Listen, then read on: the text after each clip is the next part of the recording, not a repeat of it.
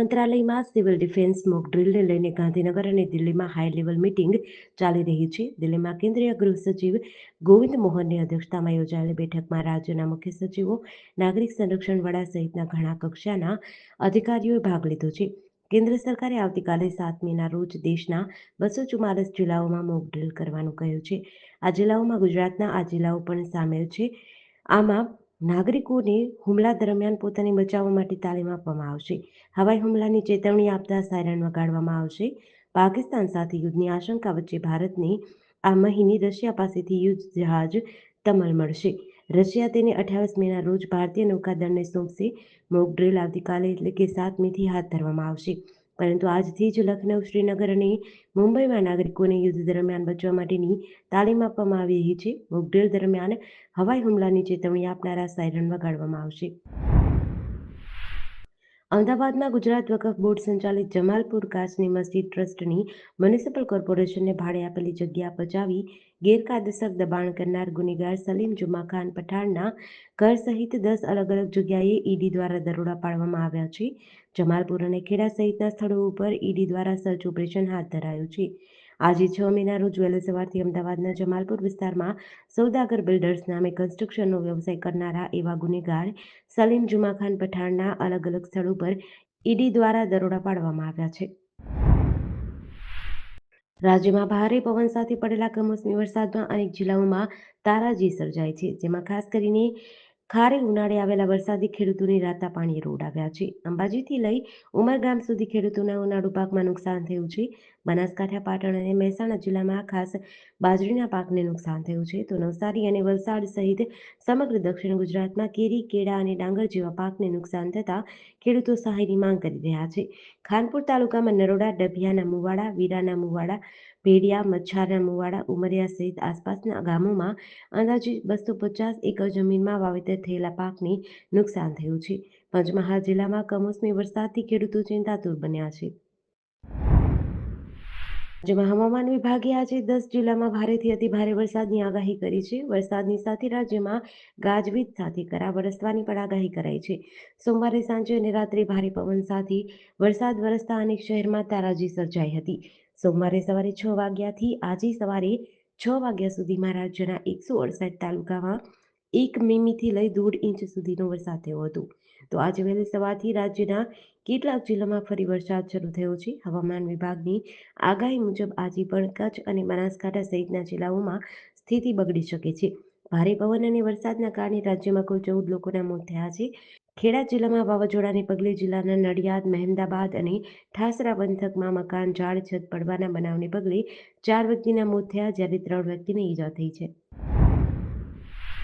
દસક્રોઈના ભાત ગામમાં એક લગ્ન પ્રસંગ દરમિયાન હિંસક ઘટના બની છે. પૂરઝડપે બાઇક ચલાવી રહેલા એક યુવકે મહિલાને ટક્કર મારી હતી. આ બાબતે મહિલાના પરિવારજનોએ યુવકને ઠપકો આપ્યો હતો. ઠપકો આપ્યા બાદ યુવક ત્યાંથી જતો રહ્યો હતો. થોડા સમય બાદ તે પોતાના સમર્થકો સાથે લગ્ન સ્થળે પહોંચ્યો. બંને પક્ષો વચ્ચે શાબ્દિક ચકમક થઈ, જે ધીમે ધીમે ઉગ્ર સ્વરૂપ ધારણ કરી ગઈ હતી. યુવક સાથે આવેલા લોકોએ લાકડીઓથી હુમલો કર્યો હતો. સામે પક્ષે પણ ઈંટો વડે જવાબી હુમલો કર્યો હતો. આ હિંસક ઘટનામાં પક્ષના મળીને કુલ 4 લોકોને ઈજા થઈ હતી. તમામને હોસ્પિટલે ખસેડાયા છે. પોલીસે આ મામલે તપાસ શરૂ કરી છે. હિંમતનગરમાં આવેલ મદ્રેસા મોઇનુલ ઇસ્લામ ગ્રાન્ટેડ પ્રાથમિક શાળામાં નિયમભંગનો કિસ્સો સામે આવ્યો છે. શાળા સંચાલકોએ વિદ્યાર્થીઓ પાસેથી સ્વાધ્યાય પોથી અને અન્ય સાહિત્ય માટે ₹650 વસૂલવાનો પ્રયાસ કર્યો હતો. સંચાલકોએ વિદ્યાર્થીઓ અને વાલીઓને વોટ્સએપ પર મેસેજ કરી પૈસા માંગ્યા હતા. શિક્ષકોના નિવેદન મુજબ ધોરણ 3 માટે 36, ધોરણ 4 માટે 177 અને ધોરણ 5 માટે 200 સ્વાધ્યાય પોથી સેટ મંગાવવામાં આવ્યા હતા. જિલ્લા માધ્યમિક શિક્ષણાધિકારી MM ગઢવીએ આ મામલે તપાસ કરી અહેવાલ તૈયાર કર્યો છે. તેમણે 28 એપ્રિલના રોજ જિલ્લા પ્રાથમિક શિક્ષણાધિકારીને આ અહેવાલ મોકલ્યો છે. મુંબઈ પ્રાથમિક શિક્ષણ નિયમો 1949 અને RTE એક્ટ મુજબ ખાનગી ગ્રાન્ટેડ શાળાઓએ નિયમનું પાલન કરવું ફરજિયાત છે. ગોધરામાં ગઈકાલે સાંજે આવેલા વાવાઝોડાએ વ્યાપક નુકસાન પહોંચાડ્યું છે. રામસાગર તળાવ અને લાલબાગ મંદિર નજીક એક વૃક્ષ તૂટી પડતા 4 વાહનો દબાઈ ગયા હતા. કલેક્ટર કચેરી, તાલુકા પંચાયત, મિશ્રણ નદીના બ્રિજ પાસે અને સિવિલ હોસ્પિટલમાં વૃક્ષો ધરાશાયી થયા હતા.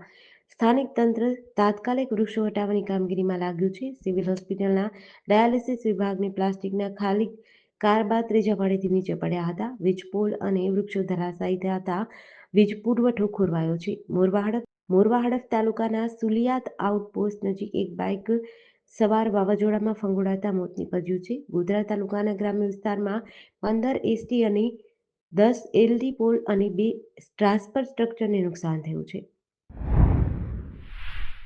નવસારી જિલ્લામાં ગેરકાયદેસર ઝીંગા તળાવો સામે વહીવટીતંત્રએ કાર્યવાહી કરી છે. વરોલી વિસ્તારમાં કરાખટ ગામમાં આવેલ વિનામંજૂરીએ બનાવેલા ઝીંગા તળાવોને દૂર કર્યા છે.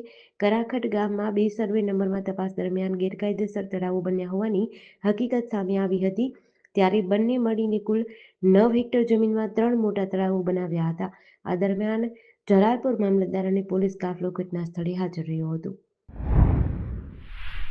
હારીજ ગામના તળાવમાં ગઈકાલે મોડી રાત્રે થયેલા વરસાદને કારણે મોટી સંખ્યામાં માછલીઓના મોત થયા છે. સ્થાનિક વાતાવરણ વિભાગની આગાહી મુજબ હારીજમાં ગાજવીજ સાથે ધીમી ધારે વરસાદ નોંધાયો હતો. તળાવમાં વરસાદી પાણી ભળવાથી પાણીની ગુણવત્તામાં અચાનક ફેરફાર થયો હોવાનું અને ઓક્સિજનની માત્રામાં ઘટાડો થવાથી માછલીઓના મોત થયા હોવાનું સામે આવ્યું છે. મૃતક માછલીઓના કારણે આસપાસમાં તીવ્ર દુર્ગંધ ફેલાઈ રહી છે. સ્થાનિક રહીશોએ તંત્ર પાસે તાત્કાલિક મૃત માછલીઓનો નિકાલ કરવાની માંગ કરી છે. ગાંધીનગર જિલ્લામાં કમોસમી વરસાદે ખેડૂતોની ચિંતા વધારી છે. જિલ્લામાં ગઈકાલે સાંજે અચાનક વાતાવરણમાં પલટો આવ્યો હતો. ધૂળની ડમરીઓ સાથે ભારે પવન અને વરસાદે ખેડૂતોના ઉનાળુ પાકને નુકસાન પહોંચાડ્યું છે. માણસા પંથકમાં સૌથી વધુ 1 ઇંચથી વધુ વરસાદ થયો છે. કલોલમાં 5 મીમી, ગાંધીનગરમાં 19 મીમી અને દહેગામમાં 20 મીમી વરસાદ થયો છે. માણસામાં અષાઢી માહોલ જેવો વરસાદ વરસ્યો હતો. બિલોદરા ગામના ખેડૂત દશરથસિંહ ચાવડાના જણાવ્યા અનુસાર વરસાદના વાતાવરણના કારણે જુવારનું વાવેતર ધોવાઈ ગયું છે. ખેતરમાં છાપરાનું પતરું પડી ગયું છે અને અન્ય ખેડૂત મનુજી ચાવડાએ જણાવ્યું હતું કે બાજરી, જુવાર, મગ અને શાકભાજીના પાકને નુકસાન થયું છે. હવામાન વિભાગે આગામી 4 દિવસ માટે રાજ્યના મોટાભાગના વિસ્તારોમાં વરસાદની આગાહી કરી છે.